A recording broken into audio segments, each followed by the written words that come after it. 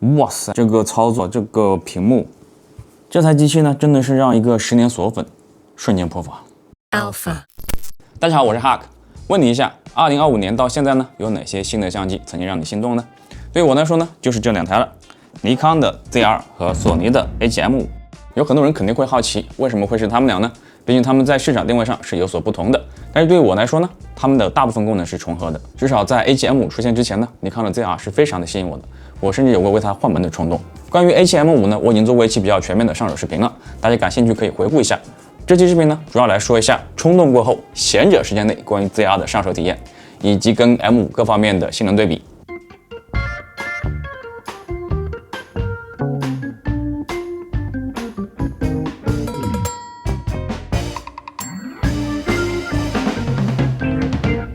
我们先来看看它们的外观设计。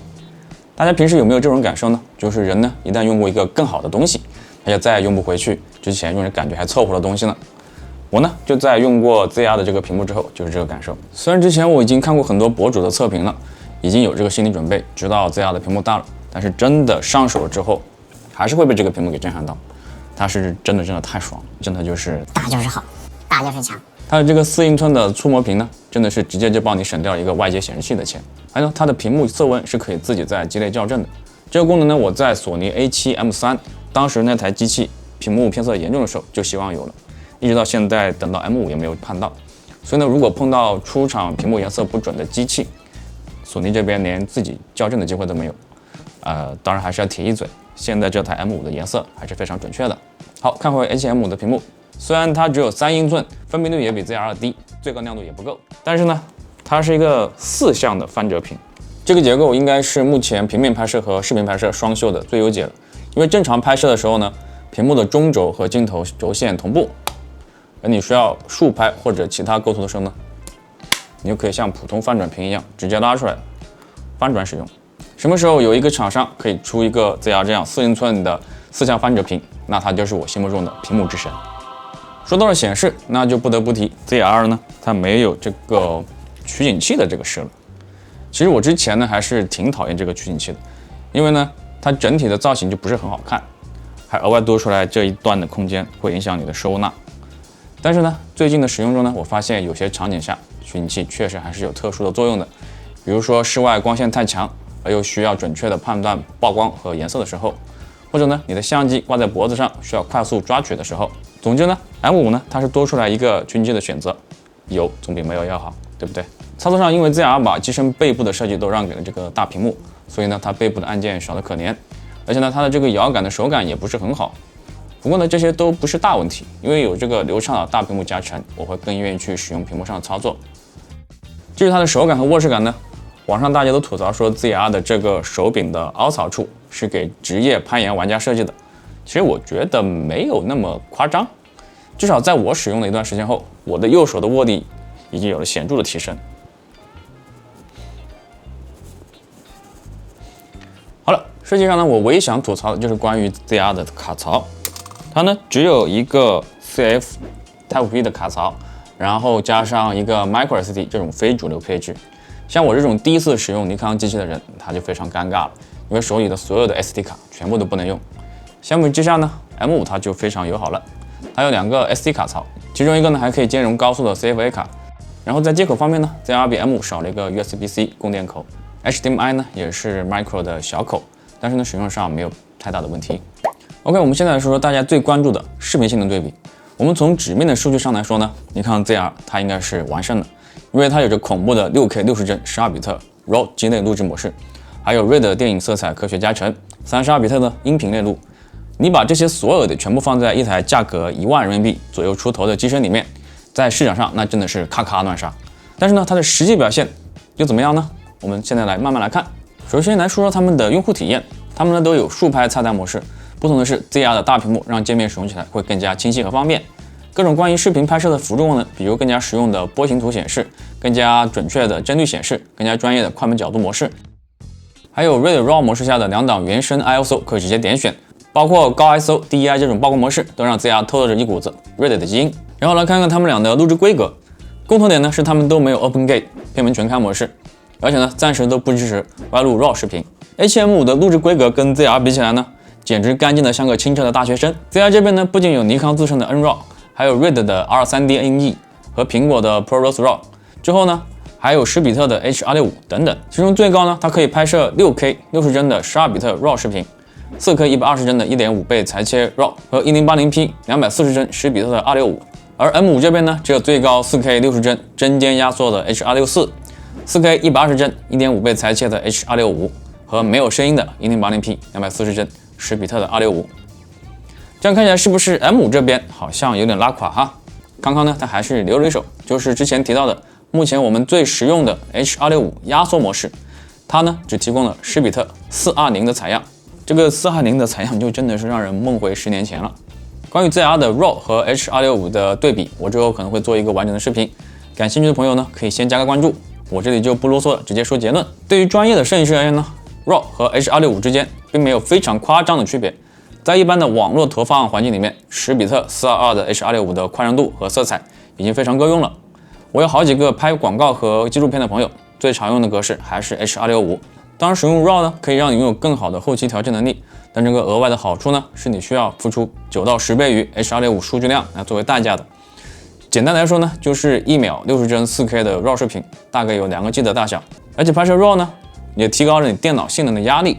反正我的 Mac Studio M2 Max 是没有办法加载完调色和降噪之后顺利播放的。为了尽量减少差别呢，所有的测试对比视频都是使用的同一支一口的索尼的 f55毫米 f1.8 这支镜头拍摄的。好，我们现在看到呢，在都是最大码流的情况下，左边的呢是 ZR 的 6K R3D NE RAW 视频导入 4K 的时间线，右边的呢是 HM5 4K H.264 针尖压缩，所有的视频都是在达芬奇里面使用色彩转换，还原成 RED 709 Gamma 2.4， 不做任何白平衡、锐度、对比度的调节。我不能确定平台压缩之后画质会出现多大的差异，但是呢，在我的电脑上来看 ，M5 的清晰度反而要高一点点，因为 HM5 的 4K 呢是通过传感器全像素 7K 超采而来的，这个对比呢，在 ZR 使用 4K RAW 之后会更加明显。然后为了确定不是镜头匹配的问题呢，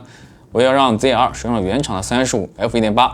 和 M5 使用思锐的35 f1.4 做了同样的拍摄，结果还是一致的。同时我也看到网上说 R3D NE 在达芬奇里面有清晰度的问题。退一步说呢，就算 ZR 的 R3D NE 它的解压算法更新了，让 ZR 呢有着差不多的清晰度或者更加锐利一点点，但是呢，在 H.265 的10倍压缩文件体系下，我觉得还是 HM5 躺赢。然后呢，得益于 HM5 在 S-Log3 下面呢有15档左右的宽容度，在10比特265 422的格式下，它的宽容度并没有输给 ZR 的 RAW 文件。这是我用同样的参数拍摄的正3档锅爆视频，在达芬奇里面呢，他们都会轻松的拉回高光的细节。那么看到这里，你会不会有个疑问 ？R3D NE 的 RAW 是不是除了大就没有任何好处了？大其实有时候也是一种好处其实也不是。RAW 视频呢，它提供的原始数据呢，可以在后期无损的调整色温，还有呢，可以看到在重度后期调节之后 ，RAW 文件仍然可以保持亮度和色度信息的连续性。H.265 的10比特422呢，你可以看到边缘部分的信息呢，都已经明显的断层了。而且由于 RED 对于 ZR 这台机器的调教，可以说如果你是拍摄 R3D NE， 几乎不需要后期调色，直出直接套用 RED 官方提供的 LUT。色彩就已经很惊艳了，其中包括对于皮肤颜色的还原以及对于绿色的强化，都超出了我原有对于尼康的认知。大家可以看一组实拍感受一下。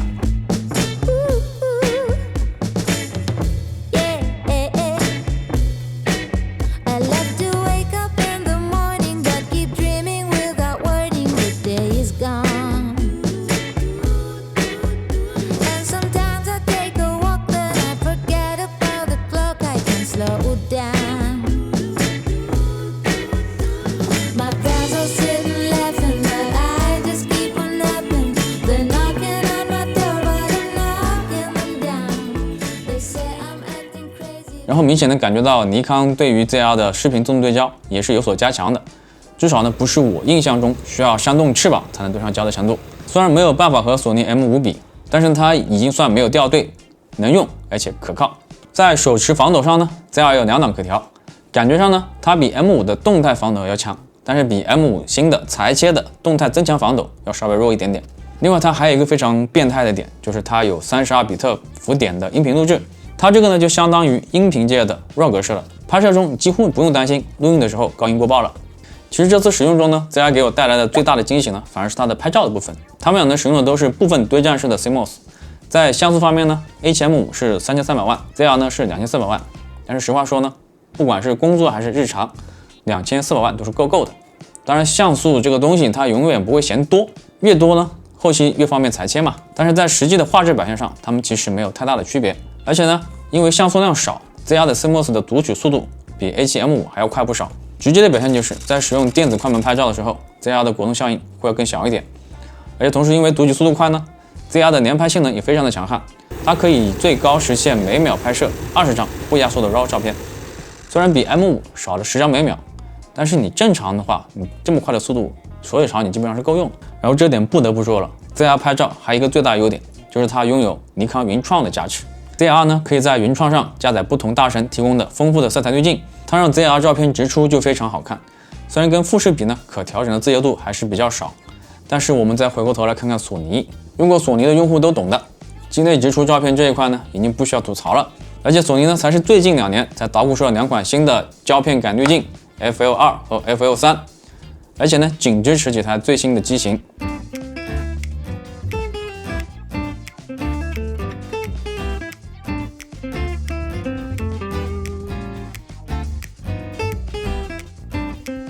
自动对焦方面呢，咱们索尼大法师一骑绝尘，没有什么好说的，只能说兄弟干活非常靠谱。但是 ZR 这边呢，也能算是第一梯队，全新的 AI 智能识别呢也非常的稳定，配合原厂尼克尔镜头，高速连拍的抓拍也非常的稳定。但是呢，最后要说的就是 ZR 拍照的最大的缺点了，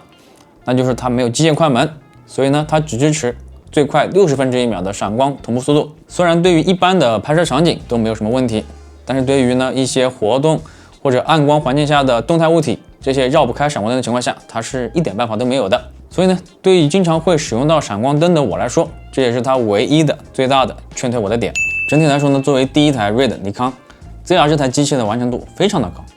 而且它的菜单啊、操作逻辑对于我这个第一次使用尼康的索尼党其实是非常友好的，几乎呢没有太多的上手成本。最后呢，总结一下关于这2台机器的选择呢，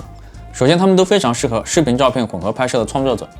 唯一的区别呢，在于 ZR 更侧重于视频拍摄 ，A7M5 呢更侧重于照片拍摄。实话说呢 ，ZR 现在人民币13000左右的这个价格，真的很难不让人心动啊！因为这台 ZR 呢，我是借过来的，只有大概15天的使用时间，时间有限，所以呢，还有很多细节方面做的不是很完善，实在是不好意思。同时呢，这里也需要感谢 Nickness 对这期视频提供的器材帮助。今天终于我也可以用上这个 BGM 了，大家喜欢记得点赞关注，我们下期见，拜拜。我现在在浪漫的土耳其，现在我身后的呢是今天要放飞的热气球。对，我今天带的相机呢是尼康的 ZR 加上它的2470这支镜头，我们一起看看今天会拍些什么东西呢